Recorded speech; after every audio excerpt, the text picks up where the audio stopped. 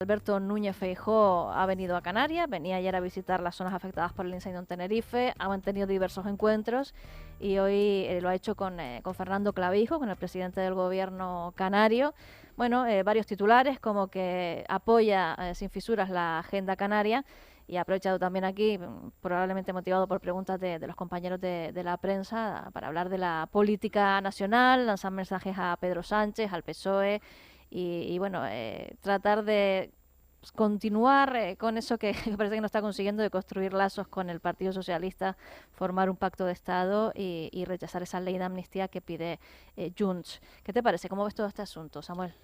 Pues estamos de alguna forma en una crónica de un fracaso de una investidura que sabemos que no va a llegar a ningún fin, porque el propio Partido Popular se ha escorado bastante. En sus filas siempre ha habido dos familias, una familia más liberal al estilo europeo y una familia más conservadora de extrema derecha, a lo que es hoy en día Vox. Y ahora precisamente ya no solo que Vox esté tirando hacia esa extrema derecha, sino que dentro del Partido Popular prima ese enfoque que puede tener Díaz Ayuso y que arrastra, digamos, a la línea ideológica y también discursiva del Partido Popular. Y eso lo hemos visto antes de las campañas electorales, durante la campaña electoral, y es obvio que jamás insultando y despreciando a los nacionalismos periféricos, que son tan legítimos como el nacionalismo centralista que tiene el Partido Popular, ahora se les pide el apoyo. Ha despreciado al PNV, ha despreciado evidentemente a Junts, a Esquerra, a Bildu, etcétera, con lo cual pedirles el apoyo a ellos es evidentemente pues simplemente una especie de propuesta vacía, porque sabemos que tras insultarlos y denegarlos y hasta negar cuestiones muy básicas de esas demandas territoriales que llevan mucho tiempo en España pendientes, ahora se les pide el apoyo. Y pedirle el apoyo al Partido Socialista pues también resulta bastante absurdo después de haber hecho durante varios años una campaña contra el sanchismo, hablando de que existe una dictadura en España. Discursivamente ha sido muy duro, con lo cual, salvo que esté intentando fomentar, y esperemos que eso no suceda, esa especie de tamallazo, con lo cual sería muy grave que en democracia y con frases y con discursos que a veces también van dentro de los antiguos dirigentes del PSOE, estoy hablando de Felipe González, que ocurriera esa, llamémosle, disidencia dentro del Partido Socialista sería muy grave desde un punto de vista democrático.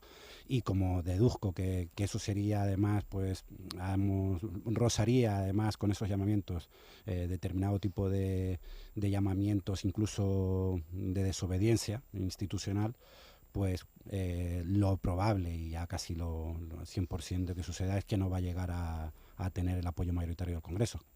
¿Qué te parece esos avances que se están consiguiendo con los nacionalismos, como que se hablen las lenguas cooficiales de este país en el Congreso de los Diputados y que precisamente Feijóo ha dicho que no lo ve, que rechaza, vamos? Son avances que son necesarios. Evidentemente en España además se reconoce la propia Constitución, a la cual se menciona y se alude y además se utiliza como un comodín cuando interesa y cuando no interesa no. España es un país plurinacional y si alguien no lo quiere reconocer pues tiene un problema de visión y no ha salido a lo mejor de su centro, que no sé si en este caso es el centro es Madrid o cuál es, pero lo cierto es que en España existe una plurinacionalidad, lo cual lo enriquece y eso sucede en muchos países europeos, con lo cual no es algo para avergonzarse, sino al contrario, algo de alguna forma para lo que sentirse orgulloso, que haya diferentes lenguas, que además son cooficiales y queda muy claro. Esos avances van con muchísimo año de retraso y gran parte del problema que puede existir con los nacionalismos periféricos en España, básicamente muchas veces es una cuestión de reconocimientos identitarios, que aunque todo se hable en términos de agenda, de transferencias, como hablamos muchas veces también de la agenda canaria, etcétera, de transferencias de cupo vasco, transferencias de ferrocarriles, al final existe un deseo de una visión federal de este país y probablemente eso ni siquiera implique más traspaso de competencias, sino el reconocimiento de que existe esa especie de realidad variada. Que se haga esto ahora, pues yo creo que viene con bastante retraso y además se tendría que haber hecho antes. En cualquiera de los casos son discursos que llamémosle, tienen mucha hipocresía porque ahora no se quiere hablar con Junts, se quiere criticar que se hablen lenguas de otras comunidades autónomas, de otras regiones en el Congreso, pero con el gobierno de Aznar se habló directamente con terroristas y se hablaba del Movimiento Nacional de Liberación Vasco. La memoria en política juega muchas malas pasadas y si hablas con terroristas y evidentemente, por ejemplo, sabemos que Puigdemont no es un terrorista y esto lo han mencionado durante estos días bastantes dirigentes, no es un terrorista, pero en cambio sí que el gobierno de Aznar habló con terroristas y lo reconocía. Luego criticabas las negociaciones también con terroristas del gobierno Zapatero. Es decir, este juego en política de ahora vale y mañana no vale, al final nos demuestra muchas veces que hay un oportunismo en tus ideologías o en tus líneas rojas que se están hablando continuamente. Samuel, te voy a preguntar también por el caso Rubiales. Hoy tenemos el anuncio de Jennifer Hermoso de que va a denunciar ante la Fiscalía el beso no consentido que le dio Luis Rubiales en la final del Mundial. Bueno, es un tema que es nacional, pero que ha calado en todos los hogares, se podría decir, porque todo el mundo tiene una opinión al respecto, y me atrevería a decir que ha movido conciencias entre la población, y población muy diversa, con ideología distinta, pero que no le parece bien. Parece que ya no aceptamos en este país las agresiones sexuales. ¿Cómo lo ves? Yo creo que es una magnífica noticia. Venimos venimos con un lastre, que es un lastre de una cultura, y una cultura machista, evidentemente. En España ha existido, no es solo un patrimonio de España, existe detrás. El hecho de que se vayan avanzando en derechos no es una limitación de derechos a la otra parte, que es algo que es incomprensible que se esté argumentando que de alguna forma los avances en derechos, que además incluso estamos hablando de reconocimientos básicos, ni siquiera debería hablarse de derecho a que nadie te agreda evidentemente sin tú consentirlo. El que haya avances no significa que haya un retroceso en derechos de los hombres, y ese es un discurso que tiene mucho sector, y lamentablemente hay mucho sector en la extrema derecha y en la derecha que concibe esto como una especie de ideología de género. Es básicamente absurdo. Todo lo que sean lograr derechos y a partir de ahí que cualquier persona tenga el derecho de decidir qué es lo que hace con su cuerpo, en este caso que estamos hablando de cuestiones relacionadas con la libertad sexual, es algo muy positivo. Lo que es triste es que se haya tenido que de alguna forma obligar, y casi si me apuran forzar, a que sea la víctima la que tenga que dar el paso cuando lo ha visto todo el planeta. Es decir, podemos entender que haya una necesidad de que la víctima presente una denuncia, sí, pero yo no termino de comprender que cuando un planeta entero ha visto una agresión, y no estamos hablando de luego cómo reacciona, ¿no?, que eso es un debate creado a propósito para intentar desprestigiar, en este caso, a la propia víctima. El delito, lo que vimos, la acción, que en este caso fue la agresión, lo llamamos beso, pero es una agresión, lo ha visto todo el mundo. Que no actúe de oficio la Fiscalía es algo que yo, la verdad es que no termino de entender. Igual que si alguien ve en la calle una agresión a otra persona, no tienes que dejar que sea la propia persona la que obligatoriamente tenga que poner esa denuncia, porque no entendemos y no probablemente no sepamos las circunstancias que existen. Y lo sabemos muy bien en casos de violencia de género, donde existen muchísimas agresiones, y muchas de las muertes que ha habido son personas, son mujeres que no han denunciado. Y evidentemente si hay algún testigo, un familiar o un vecino que es testigo de este tipo de cosas, no se debe forzar a esa víctima a ponerla en esa situación. Y aquí se ha puesto a Jennifer Hermoso en una situación muy complicada delante de miles de espectadores en el estadio. ¿Qué esperaban? ¿Que delante de miles de espectadores en el estadio y miles en todo el mundo le diera un bofetón? Eso es absurdo.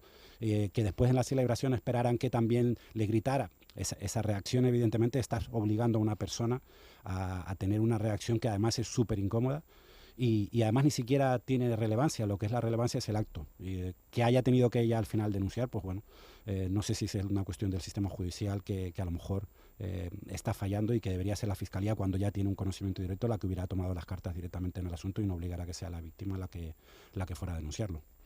Samuel, estamos llegando ya al final de nuestra sección de la contra. Has elegido Helps in On The Way de Rise Against para terminar. Cuéntanos por qué esta canción. Viene muy a juego con la crisis climática. Ya ni siquiera es cambio climático, es crisis. Hemos visto lo que está sucediendo en Grecia, hemos visto lo que sucedió aquí, lo que sucedió también en la península. Es decir, aquí hay un problema muy serio desde un punto de vista climático. Y esta va relacionada a esta canción. Es un grupo punk rock estadounidense muy comprometido políticamente. Era una canción dedicada a las víctimas del Katrina en el año 2005, el huracán. Y Help is on the Way es básicamente también una crítica a que ante esa situación de crisis, en este caso catástrofe, no natural, porque al fin y al cabo la naturaleza estaba ahí antes que llegaran los edificios y las personas, pero ante esta catástrofe evidentemente los últimos en salvarse van a ser los que tienen menos recursos, y es lo que sucedió, y es una crítica. Esa ayuda está en camino y que nunca llegó a bastantes sectores de la población en el estado de Luisiana, concretamente en Nueva Orleans, que al final murieron porque no les llegó la ayuda, y la ayuda evidentemente se prima, y va muy en relación a este presente, porque ante esta crisis climática que no son ciclos que suceden. Lamentablemente el hombre, o no el hombre, la industria y ese modelo económico está afectando a la naturaleza y al final, ¿qué es lo que va a suceder? Que vamos a encontrar sequías, vamos a encontrar inundaciones, vamos a encontrar fenómenos extremos donde los que realmente van a sufrir más son los que están en peores condiciones. Estamos hablando del tercer mundo y dentro del primer mundo los que evidentemente tienen una situación de, en este caso, pues más precaria, en barrios con viviendas más endebles o digamos con unas situaciones económicas que no se pueden permitir luego pagar seguros, etcétera. Es decir, estamos abocados a una situación bastante dramática y al final si alguien no lo quiere ver probablemente es que tenga los ojos cerrados y si el día que llegue y le toque a la puerta pues probablemente tendrá más posibilidades de salir airoso de esa crisis mientras que el resto de la población pues probablemente sufrirá o morirá, como hemos visto en determinadas zonas de Grecia, España o lo que vemos todo el día en el tercer mundo. Pues nos quedamos escuchando esta canción hasta las noticias de las 7, quedan apenas unos minutos. Samuel Toledano, profesor de periodismo de la Universidad de La Laguna, gracias como siempre, un placer escucharte. Muchísimas gracias a ustedes.